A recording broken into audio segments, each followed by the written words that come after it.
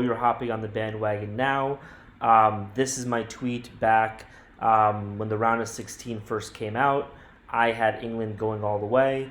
As a side note, I got pretty much every single one of the round of 16 games right, and I got half of the quarterfinals wrong. I'm really upset about that, but that's a conversation for another day.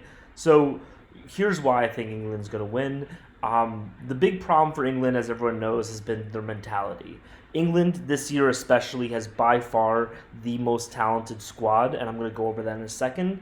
But their big issue is that just for some reason England can't win. And the thing about sports is that there are teams that just aren't able to win, and they consistently just can't get there. But the other thing is, I think there's a fine line between a team that is cursed and a team that is chosen to break a curse. One of the best examples, obviously, is the Boston Red Sox back in 2004. Right? They had pretty bad losses before then, but then they were able to excoriate their demons, and they were able to do it in great fashion. I'm a Yankees fan. It hurts, but they were able to beat the Yankees, come back from 3-0 and win. And I think that this is what we're starting to see with this England team. I think they're starting to exercise their demons. Specifically, if you look at this game, they're able to beat Switzerland on penalties. As you remember, in their last Euros, their big issue was losing on penalties, right? Every single person came out, every single person scored, and they had that critical save at the beginning of the penalties. So I think that this England team is starting to get the right mentality. That's just simply it. They're starting to look like winners. They're starting to play like winners. The big issue with Southgate so far, in my opinion, has been that the team just kind of looked meek. They didn't really want to attack. If you looked at their last game against Slovenia, they just were getting beat up on, right? But then change that to Switzerland. Switzerland, if you remember, in the group stage, manhandled Germany, but England didn't back down from the fight. They brought it to them, and they had a great fight, and they won. So I think that Harry Kane also breaks his curse. I think we're just going to see a lot of curses broken. Now, talking about the specific lineups, I think that if you look at England, I think they have by far the best lineup in soccer this year, and I don't think it's particularly close. So, by the way, one thing I love about Southgate, if you know me, my favorite formation is a 3-4-3, and that's what Southgate is running right now. Which I love, right? So just look at the quality of these players, right? Like, just imagine if you're playing GM mode in FIFA. Like, they have Kane, Bellingham, Foden, Trippier, Saka, Stones. Pickford, is not that great, but they have Kyle Walker and Declan Rice, right? Now let's look at the other teams in the bracket, right? So we have the Netherlands. The Netherlands obviously have an incredible defense.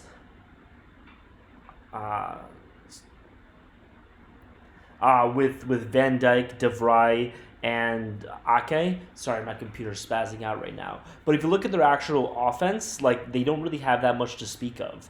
Memphis Depay is a pretty good offensive player, but like, he's not Harry Kane.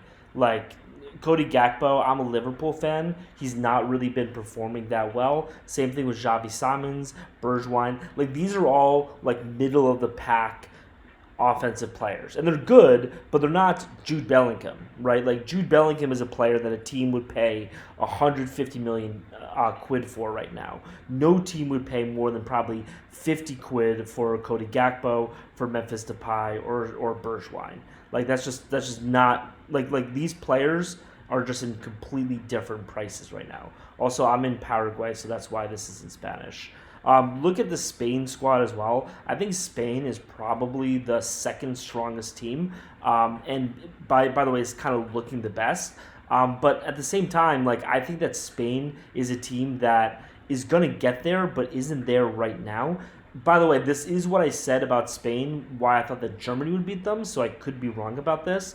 But if you look at their talent as well, right? Nico Williams, he plays for Atletico Bilbao. Yamal is great for Barcelona, but he's 16. Morata has always been kind of a mid-tier striker.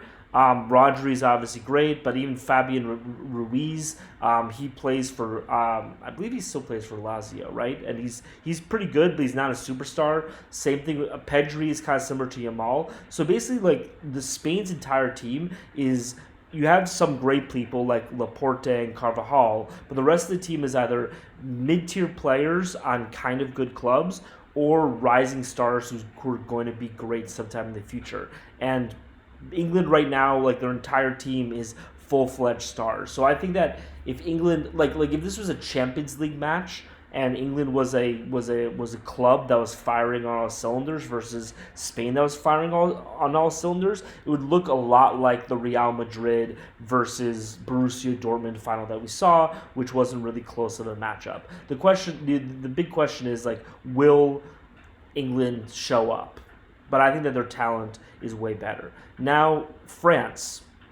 So my knock on Mbappe, here, I'll just do this. My knock on Mbappe for a while now has been that Mbappe's 2018 World Cup win, I don't really consider it that quote-unquote legitimate because he had an incredibly stacked squad. Like, if you just look at that squad, it was insane. But if you look at this France squad, this France squad is not the same France squad of 2018. 2018 is not even the same France squad of 2 years ago. So, by the way, if Mbappe wins, it'll be a huge feather in his cap, and I'll have to give him his props. But I don't really think that France is going to win, right? So you have Mbappe, who's great, but Griezmann, yeah, I mean, he only really shows up for country. Kanté is, I know people don't want to hear this, but he's, kind of over the hill. Tchouaméni and Camavinga, they're going to be great, but, I don't really think that they're there yet. And then you have Saliba, who's fine. Upamecano, who has had some disastrous games for Bayern Munich. Theo Hernandez, so again, is good, but you have one thing that Inek says when we talk about this team on Footy Talk is that this is a team of people who, show up when they play for France, which is good, but, England has a team that shows up all the time, right? And obviously Iron Mike is great.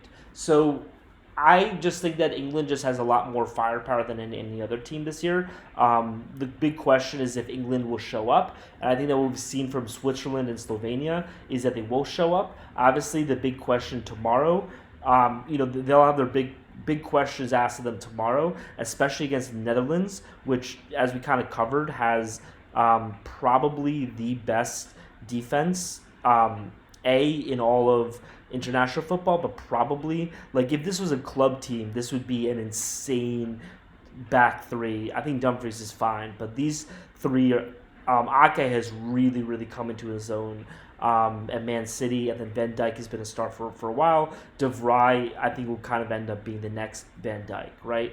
But again, their problem is their offense. So I think England's probably going to beat them. It's going to be a 1-0, 2-1 type of win that they've been having. But, they have the firepower. Question is, will they show